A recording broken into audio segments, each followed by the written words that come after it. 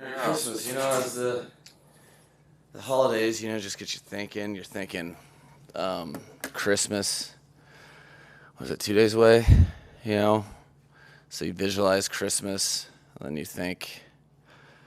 I mean, who doesn't think the colors of Christmas? Green, red, sometimes some brass or gold. Maybe, just maybe, those colors could inspire you guys to talk about.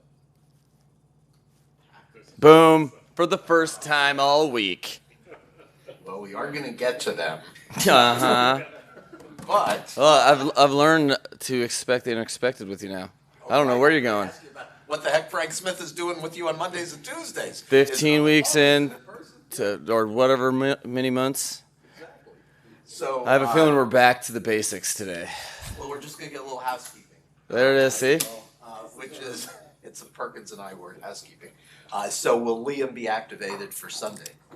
Well, there's some moving parts in that. I think if he is to be, that affects our roster.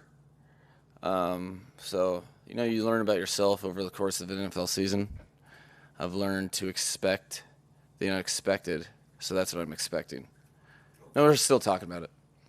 And then the calf injuries for Craycraft and Eric Fisher, would those injuries put them in jeopardy of IR and missing the rest of the season? No, it was ambitious game of calf raise max outs. Just kidding. No, they're both not. I don't know what to say. Terminal. They are not extremely serious, but there's it has put their ability to play in this particular game in question. Coach, would you consider yourself a cheese connoisseur? I mean, I really like cheese, but if I wouldn't want to offend true cheese connoisseurs with my lack of knowledge of cheese. But I think I'm into cheese. What's your favorite type? See, I don't really know what they're called. Generally, they come in like the triangles. They're aged, but it's like I don't know. I just eat it. I'm not in charge of selecting or naming them, and then I positively reinforce the behavior when my wife gets good ones. So I don't know what they're called, but yeah. Are you a cheese connoisseur? See, I need some help. Joe? Yeah, I like a little mozzarella tomato, not so much the burrata. No, it's a harder cheese is what I'm into, but it's not mozzarella. That's a pretty soft cheese, I believe, right? So, are you finding me cheesy right now? No. Okay. I'm lactose. Oh, hey. Avoid that at all costs then. But Jalen Waddle, how has he been able to avoid the sophomore slump this year with Tyreek Hill breaking single season records? I think first and foremost, Jalen Waddle has taken responsibility in that. It is a thing that the reason why that's a saying is because that does happen. I think it also has to do with his position coach, who's passionately stays after him, and Wes Welker. I think it has a lot to do with Tyreek in general. Greatness raises the standard of everyone. So, but again, first and foremost, one of my favorite players that I've been around and coached, it's like a salt of the earth throwback, super athlete is the way I look at Jalen. So, to his credit, he has not been satisfied with really anything that has come his way thus far in his young career. That's in the off season. As I said before, he had the biggest jump from the time away from OTAs to training camp really came through and stepped his game up. And then what's been the best part of the entire process is how he's developed within the season. You know, he's learning from things. He's being accountable. He is leading by example in a different way where he's the young guy, but he's showing the responsibility that needs to be taken when the team counts on you to produce each and every week. So really, really fortunate to coach him. Mike, got a game plan question for you, and obviously not asking directly about strategy, but yeah, you would never. No, that's not me. That's not me. Green Bay's run defense is, I believe, 29th in the league. When you see that, do you think there's an opportunity, or does it have to match up with something that you guys do well, kind of going to your strength? Yeah, I think there's, those sometimes numbers can be misleading. I think they've had a couple games that have inflated that. I think they're also extremely good at pass defense, so they sometimes are vulnerable when they're choosing to do that. I think they play hard and they present a lot of problems, and I do think they will take advantage of you if you are not prepared for how they play. So to me, they're a classic example of a team overall that has a lot of experience in big games. They're in an unusual situation. I think Matt LaFleur had the greatest win percentage in the history of the National Football League going into the season. So they're having more losses than wins is very, very foreign to them. And they're used to playing playoff football, and they, have their backs against the wall, but are also riding a win streak. So if you take that lightly at all, you will be wishing what you don't want into existence. So I expect them to be the best version of themselves. Their rankings are an accumulation of an entire season, but right now they are coming into their very best football as the results have most recently presented themselves. So a good challenge for us to have to really compete against. You mentioned Matt LaFleur. Obviously you guys are friends. What do you think he is best at?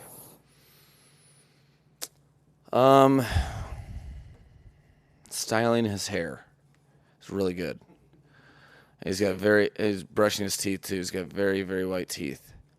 I think he's best at he has humility that really allows him to I think never really get complacent. He has he's been through, like a lot of people, he's been through his fair share of things, but I think his honest intent and really ignoring the noise and staying true to himself is really, really underrated in terms of the perception of him.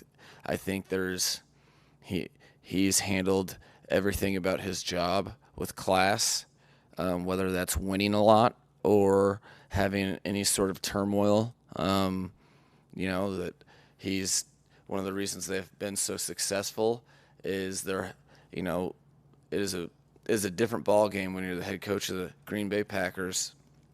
You are it is you're in a place where you are front and center, the main ticket, the big ticket in that town, and everything is combed, and there's high expectations, and I think he gracefully manages a lot of things in a way that I don't know. I really appreciate and has definitely rubbed off on me in my short journey as a head coach. So he's a great person, great football mind, hard worker, and he's I think he'd probably be top 3 most attractive head coaches in the history of the National Football League. With Hunter Long, we saw a package of about a half dozen snaps last week. Where is he, do you think, in his career? What does he do well at this point? No, he's at a cool place where he's starting to realize how his skill set can fit within this particular offense.